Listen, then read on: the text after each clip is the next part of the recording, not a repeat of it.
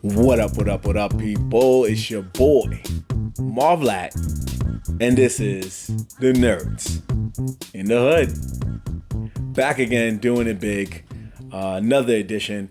Folks, don't mind me, y'all. I'm too hype right now. We're gonna get into what we're talking about today in a moment. First off, thank you for watching once again. Thank you for commenting over the week on some of my videos. I told you I'd get back to y'all.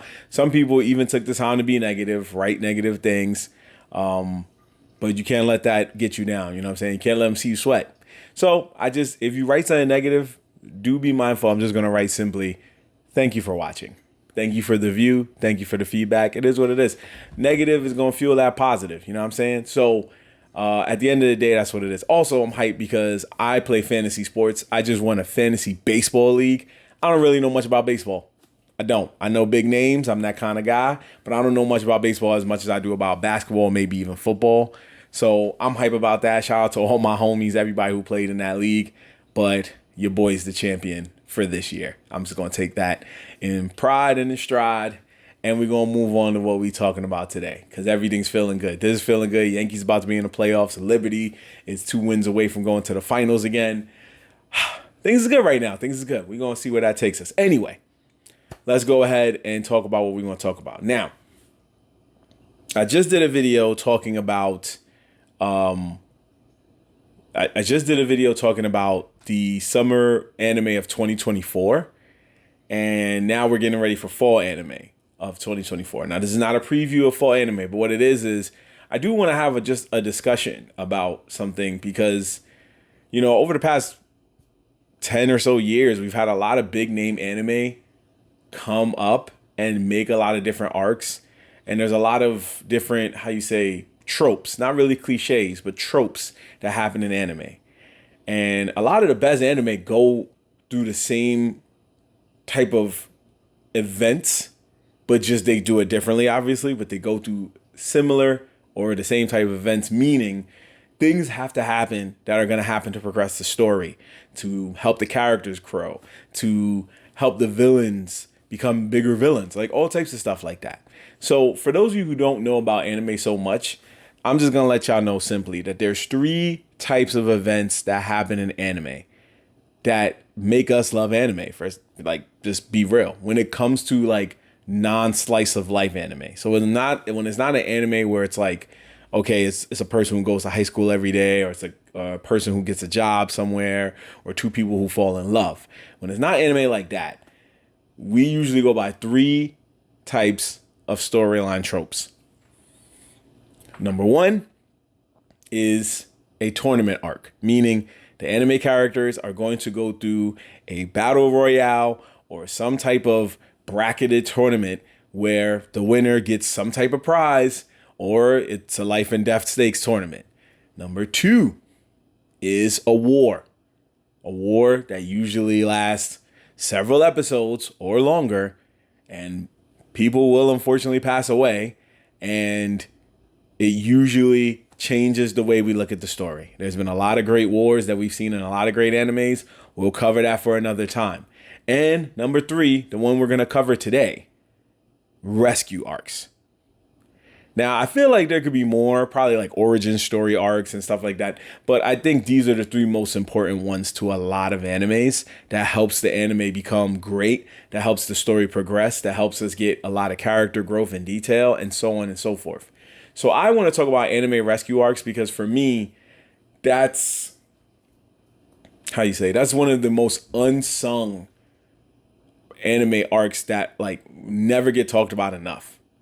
In my opinion, I don't really hear a lot of people talk about rescue arcs. I hear people mainly talk about which tournament was the best, or which war was the best, or who had the best origin story or the worst origin story or something of that nature.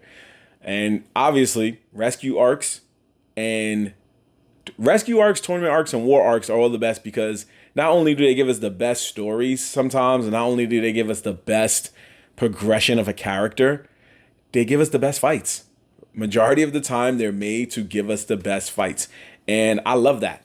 I freaking love that. So, we're going to talk about that as usual. And the reason I want to talk about it is because I found a list. That's right. I was in a good mood, people. I was in a good mood. Once I won my championship, I said, you know what? I feel like today is a fine day to look up a list and do a segment I love to call Facts or Fuck Out of Here. Now, the whole purpose of this is because, as you know, in the hood, when we have disagreements and we have discussions, the universal slang for an agreement is facts. And the universal slang for a disagreement, especially in New York, where I'm from, is fuck out of here. So we do that very professionally, but we're still gonna say it the way we're gonna say it. Now, I found a list on sportskita.com. Shout out to sportskita.com. Now, the thing about that is you would think by the name, it would have nothing to do with anime. It would be just sports. But hey, they talking about everything just like I like to. So sportskita.com presented the top 15 rescue arcs in anime. I'm guessing this of all time. So, because they did go throughout a lot of different animes over the years, but these are the top 15, and we're going to get it started. Now, again, we've done this before. What we're going to look at is more of not its placement on the list, because that's not really, that just takes too long sometimes. Sometimes you be sitting there like, well, number 11 should be 10 and number 10 should be 9. No. What I'm going to look at is, does it deserve a place on the list or not? That's it. Afterwards, I might find some ones that maybe did or didn't where they should be, but does it deserve a place on the list? That's what we're going to go with. So we're going to get it started. And of course, again, if you feel that there is an arc that should be on this list, or if you think you don't agree with this list, hey, 1, I didn't make the list. 2, hit us up in the comments. Let's talk about it. Let's talk about it. Good or bad. If you agree with the list, if you don't, if you think one arc shouldn't have been on there, if you think one arc should have been on there, that's fine. So, all right, let's get it started. Number 15 is the Farewell Shinsengumi arc. Now, I have a board looking right here, so now I don't have to look at my phone because sometimes the website crashes. So I'm looking right at this board. The Farewell Shinsengumi arc in Gintama. Now, I'm going to say facts for one reason. This is quite possibly one of the greatest arcs in Gintama's story. It may be one of the greatest arcs of all time. Not the greatest arc, just one of. Like, when you think of the list, it's one of. I'm keeping it so a stack. The reason why I say that is because this came at a time when Gintama was already getting more and more serious. Because Gintama has those moments, if you don't know, where it's a comedy anime, first off. More priority to the comedy than it is to the action. So it's a comedy anime. It's basically like Deadpool. They break the fourth wall a lot. I think he's the Deadpool of the shonen anime world. But anyway, this one dealt with their police squad, aka the Shogun, being shut down because they had a new, well, no, not, they wasn't the Shogun, it was a Shinigami, whatever. But you get what I'm saying. Their police force basically getting shut down because they had a new appointed basically ruler of the land. And this ruler basically was on some vibe, but like, we don't really need y'all. They went through a whole bunch of stuff. The captain was about to get executed of the whole, their whole police department, basically. It was a lot going on. And Gintama, they came to the rescue. They helped the people that they didn't really bang with in the Shogun department. They helped those people that they didn't really bang with in that department basically rescue their captain. Like, everything was going crazy. Everything was changing. This wasn't a Gintama we normally knew because there was a lot going on. And they just came off of a serious one with the assassination of the Shogun arc. So that's why I'm like, I was getting confused because there was so much show words. The Shinsengumi, that's why it was a lot going on with that. So this to me was crazy because it was one of those where enemies became friends. They was working together. And then when you look at arcs later, where Gintama now needs help, they come to help him whenever they need to because they're like, yo, you helped us out. We don't got no much beef with you anymore. We're going to rock with you. So I'm going to say facts to that. Number 14, the Rescue Yukina arc. That was in Yu Yu Hakusho. This one, yeah, There's a few other arcs that I feel are better than this one, but this one I like. It was simple. It was quicker though. It was simple and it was quick, and it was more. This was right after. This was right when we were. You know what? No, I changed that. This deserves to be on there for several reasons. One, this is when Yusuke just was like coming back from training with Genkai and all of that. He was showing off his strength. Kuwabara was also showing off some of his strength. They got stronger. They was cooking goons real quick. They just wanted to give y'all a tune-up match. Every character, when they go through a stage of training, they always have an arc where they come back and face some like kind of weak villains just to show that they're stronger. Now, what this did was, yes, they did cook some goons. And it was the first time they met Toguro, who was the big bad of the remainder of the arc that they were in. And they beat him, but he tricked them because he only used a small fraction of his power and had them thinking for a second like, hey, yo, I think we got this. And Toguro was like, yeah, cool, that's fine. And then they go to the Dark Tournament to realize this man was just toying with them. So to me, it was a fire one because it set them up to make them realize that they're not as strong as they really think yet. And it also revealed that Hiei had a sister, so he had a soft spot because he did help them too. So that was pretty cool. I like that one. So that's facts. Number 13, the Royal Government arc in Attack on Titan. Now this one, they were saving Eren. So this one was pretty cool to me too. I'm gonna say facts. We love Attack on Titan. They had war. They had no time for a tournament. So this is just war and rescue arcs. That was really it. And they made it work. It was a good arc where they were rescuing Eren. And that also took us to the next part where it started getting weirder and crazier too. So I liked a lot of that too. There's not much more that can be said because it was greatness at the moment. It was at a point where we thought Attack on Titan could really not do much wrong. And in a lot of arguments, it still can't. So that's facts. Number 12, the Saiyan Saga. Now, I know what you're thinking.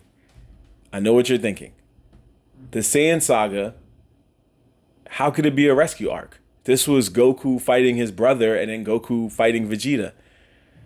This shouldn't really be on here in my honest opinion. I'm going to say fuck out of here. But the reason I'm going to say on the fence of facts and fuck out of here on this one, this is the first time I'm going to say on the fence, is because there is some merit to how good of an arc this really is. They are rescuing somebody. Goku is rescuing his son. His son gets kidnapped. Him and Piccolo join forces, right? And it makes Piccolo now become an ally to Goku rather than an enemy to Goku. And then because Piccolo gets something he always wanted, but not in the way he wanted, which was defeating Goku. He never wanted it that way. He wanted to do it while he was still evil to prove that he was stronger than Goku. But at the last moment, Goku gave him an out and said, take me while you take my brother. He sacrificed himself so that way his brother could be defeated. And we never really saw Raditz again, which was crazy. But at the end of it all, it also introduced us to Vegeta. So we got a lot out of this. Because if Raditz didn't go out, Vegeta wouldn't have pulled up until probably later or ever. So I gotta say, it's on the fence. But I do have to choose one. I don't think it was the greatest rescue arc. It has a reason for being a great rescue arc, but I don't think it was really the greatest rescue arc. So I feel like there's others on here that should be on here that are missing. So I'm gonna say fuck out of here. Number 11, the Kazekage rescue, which was in Naruto Shippuden. Now, this was the first arc in Shippuden, if I'm right. And this was Gaara getting kidnapped by the Akatsuki, and Sakura, Granny Chiyo, who was also an elder to the Kazekage, and Naruto himself all went out there to help save him. Now, this is where they gave us Deidara, who was a very annoying enemy, but it was some good fights. We got to see Sakura's strength from her training. This was, again, like I said, one of those tune-up matches that you get to see. But I don't think it was the greatest rescue mission. Like, people look at that one and don't even really talk about it as much. When you think Shippuden, that's not one of the arcs you're thinking about. Everybody, when you think Shippuden, immediately thinks of the war, the Pain arc, and Killer Bee versus Sasuke. That's one of the first things you think about. So because of that, what ends up happening is that you really kind of brush this one to the side. It was cool. Gaara passed away, and Granny Chiyo sacrificed herself for him, but it just wasn't hitting to me. So I'm gonna say fuck out of here for that one. I don't think it should be on this list. It wasn't the greatest rescue arc of all time. When it comes to Naruto, we know what it is. We know what it is. Anyway, number 10, Inai's Lobby from One Piece. That is facts. One Piece has two of the greatest rescue arcs. Two? Yeah, I don't think. Yeah, Whole Cake Island. No. Yeah. Two of the greatest rescue arcs, right? One is Marineford. The other is Inai's Lobby. Inai's Lobby, they all are going to rescue Robin.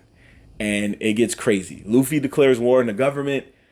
They fight they fight the CP9, which is a special force group for the Marines.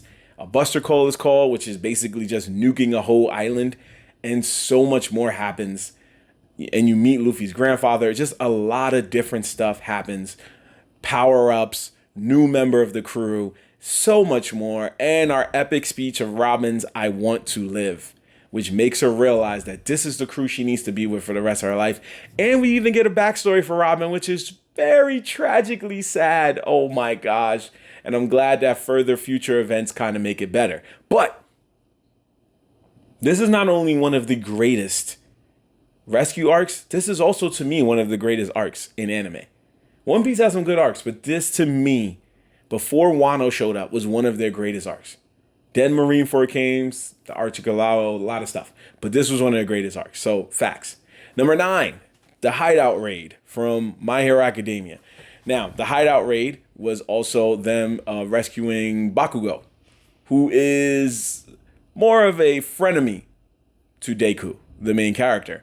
Now, again, I'm going to say facts. Only reason why is because this was the last fight of All Might. This was one of his last fights.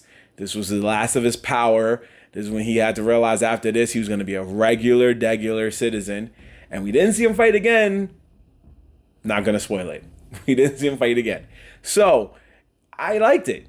And it was about Bakugo realizing that he wasn't alone and he had friends. This is what most rescue arcs are about. The power of friendship and realizing these people going to rock with you no matter what. They may not like you, but they're going to rock with you. So, yes, kudos to My Hero Academia on that one. This was one of their better arcs in the series. Number 8, the D Reaper arc from Digimon. Whoa. Was this Digimon Tamers? Yeah, this was Digimon Tamers. Because I wrote down Digimon and I forgot. Yeah, it was Digimon Tamers. So, this was a dark arc. You know what? It was their greatest arc in their series to me. I think this is gonna have to stay. I think who got kidnapped? Did Leomon get kidnapped or somebody else got kidnapped? Or I think the girl who trained her. I just know it dealt with a lot of dark themes and tones. Depression was involved. Just a lot of craziness. I think somebody died on there or a Digimon passed away. And mind you, all of this happened on a Saturday morning cartoon show. Digimon Tamers was on Saturday mornings. So imagine waking up and being like, oh man, this anime is dark. No wonder Pokemon was winning the game. This joint went dark. But they had to, because it was like, if we're not going to beat Pokemon, we might as well talk about some real stuff. Might as well just get real hood out here. You know what I'm saying? So I'm gonna give a special consideration. But no. I gotta be, I'm gonna say fuck out of here. I don't think it was the greatest rescue arc. It was good, but I don't think it was the greatest. But it was just so dark. It was one of the darkest Digimon arcs ever. Number 7, the Entertainment District. The Entertainment District from My Hero Academia. So here's the thing about that one. This was one where a main character wasn't really getting rescued in the beginning. It was one where a main character wasn't getting rescued. It was one where a character we were introduced to was asking for help from Tanjiro and them, but it wasn't a main character. And that's okay because it still turned out to be a good rescue arc. We got to see Tanjiro do his thing and all of them, the whole squad do their thing. And it gave us some epic fights. It gave us, man, I thought people was going to pass away all left and right. It gave us Nezuko going in once again, fighting with her brother. So it gave us a lot of good stuff that we would want from a rescue arc. And the reason I'm going to put this on the list and say facts is for the fact that to many, this is considered the last good arc in Demon Slayer. Yikes. Because Swordsmith and Hashira Training are not good. Hopefully what's coming left and what's coming next is better, but no, sir. No, sir. Not for me. So, yeah, facts to this one. Number 6, the Shibuya incident. Now, this one is not this one, again, is more like they were doing their job and they were rescuing people that weren't main characters. It was just random people in a town.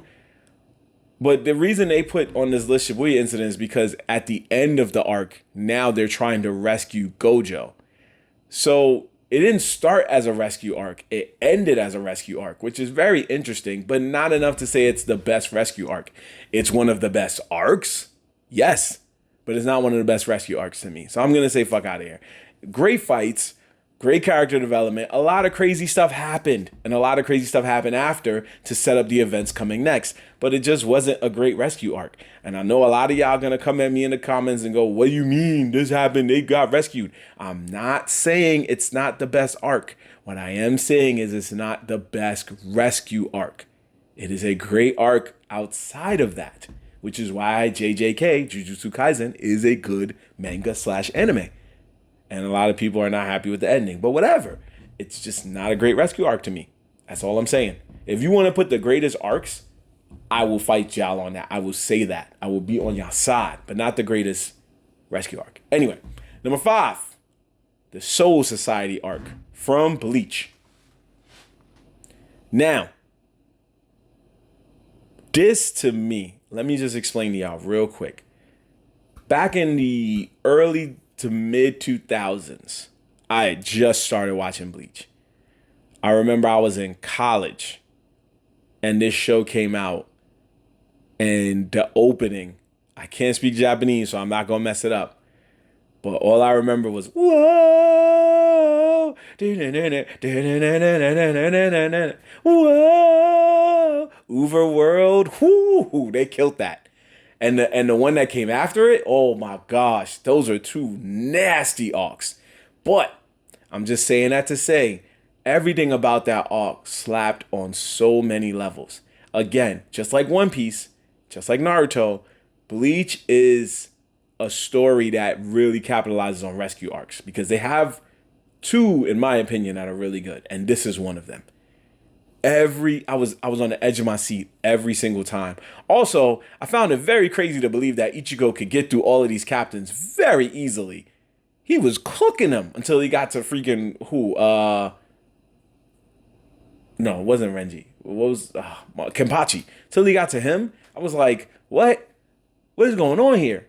But everything that happened, the plot twist, again, more character development, Bankai season, because everybody was busting Bankais out. The fact that Ichigo can learn one very quickly, but that's anime, it was just so fire to me, and that's what I liked about it. So definitely got to give the props to that. Soul Society was definitely a fire arc, and I'm going to say facts on that.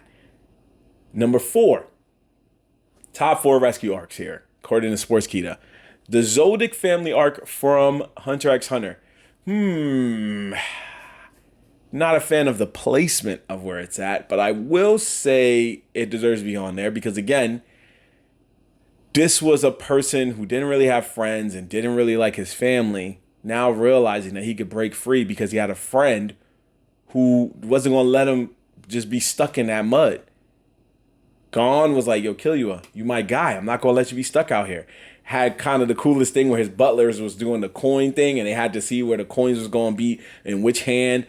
And then Hisoka packed that man up. But Nonetheless, it was fire because this is what we came to see. Hunter x Hunter. Hunter x Hunter is a good show, and this was a fire rescue arc. Do I think it's top 5? That's for another day. But facts nonetheless. Number 3, the Duelist Kingdom arc from Yu-Gi-Oh, the original Yu-Gi-Oh. Now, contrary to what y'all may believe, this was a rescue arc. We just forgot that it was.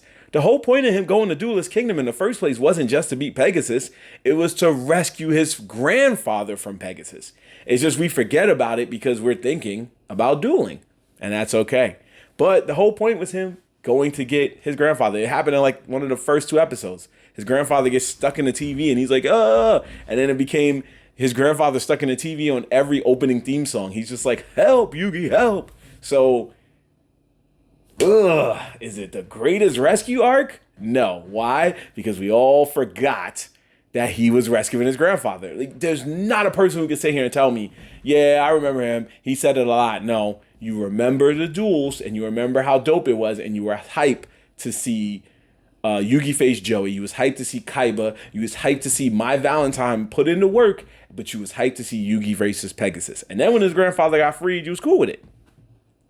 You was cool with it. You know what I'm saying? So at the end of the day, I don't think it was the greatest rescue arc because we forgot that it was a rescue arc. So fuck out of here. Number 2, Stardust Crusaders arc, courtesy of JoJo's Bizarre Adventure. This one is getting automatic facts because it was literally the entire chapter of JoJo's Bizarre Adventure. His grandfather asked him to help him rescue his mama, Jotaro's mama. Or Joe's. There's so many Joes. I think this one was Jotaro, but either way. Or was he Jonathan? One of them Joes. Anyway, the grandfather asked his grandson to save his daughter, aka the grandson's mama. Let's put it that way. And chaos ensued because Dio, which is a hater throughout the spans of time. That's better. Let's say that because I'm butchering my words here. So Dio Bando, who is a hater throughout the scopes of time, the history of time, came for his whole family. And it was even crazier that if you watch the credits, the people who don't make it at the end of this whole rescue arc aren't shown in the credits anymore because they're gone. That's how fire it was that you had to pay attention to the ending credits. And that was pretty fire because then later we got him playing Jodeci at the end of his credits, which was pretty badass, but it was weird. So that was a fire one, and it was just all types of fighting, and every episode was just weird. It was what we expect from a show called JoJo's Bizarre Adventures. So facts. And the number 1 rescue arc, courtesy of Sportskeeda.com, is the Sasuke retrieval arc from Naruto. I feel like if you watched this far, it's because you already knew which arc it was going to be. It could have been others, yes, but you already knew. What more can we say about this arc? It is one of the 2 reasons we love the Naruto storyline so much. Chunin exams, retrieval arc. That's it. The other arcs are cool. Like the Zabuza arc is fire. That one was fire. But let's be real. Chunin exams made us love Naruto. Sasuke retrieval arc made us immortalize this whole show. And made us wait for Shippuden. And made us still have hope for Boruto because it's that good. So basically this whole arc was about what you hear. The character Sasuke, just like Bakugo, just like Kiyua, realizing he has friends, but there's still a path that he wants to go down. That was the only difference.